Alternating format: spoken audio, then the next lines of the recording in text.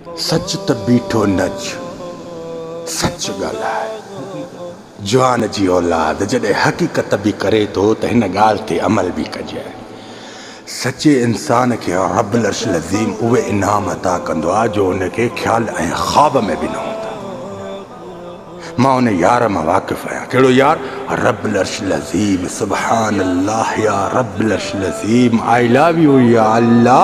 मां अल्लाह जी खुदा जो कसम उन यार खां मां वाक़िफ़ आहियां। सचे इंसान खे सभ खां अवल त रब्बुल अर्शिल अज़ीम मुनाफ़िक़नि खां परे करे छॾींदो आहे, अकेलो कंदो आहे।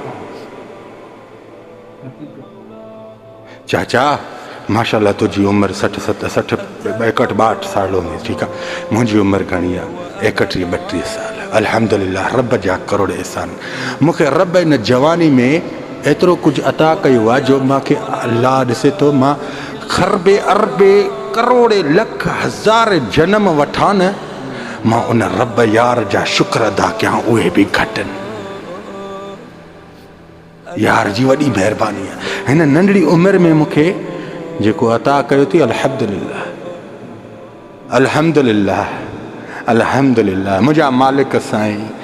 मां चाचा कूड़नि इंसाननि खे वक़्ती तौर ते वॾा सुकून ॾिठा आहिनि।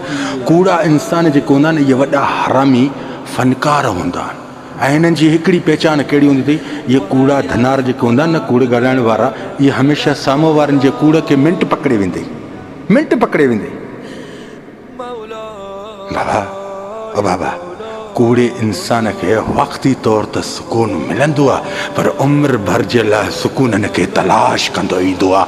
रब ॾिसे थो उन हिकिड़े कूड़े जे करे सॼो घरु बेसुकूननि में हूंदो आहे। यादि रखो इंसानो, कूड़ खे पंहिंजी ज़बान ते न आणिजांइ, सच खे बरक़रार रखिजांइ, सच सां प्यारु कजांइ।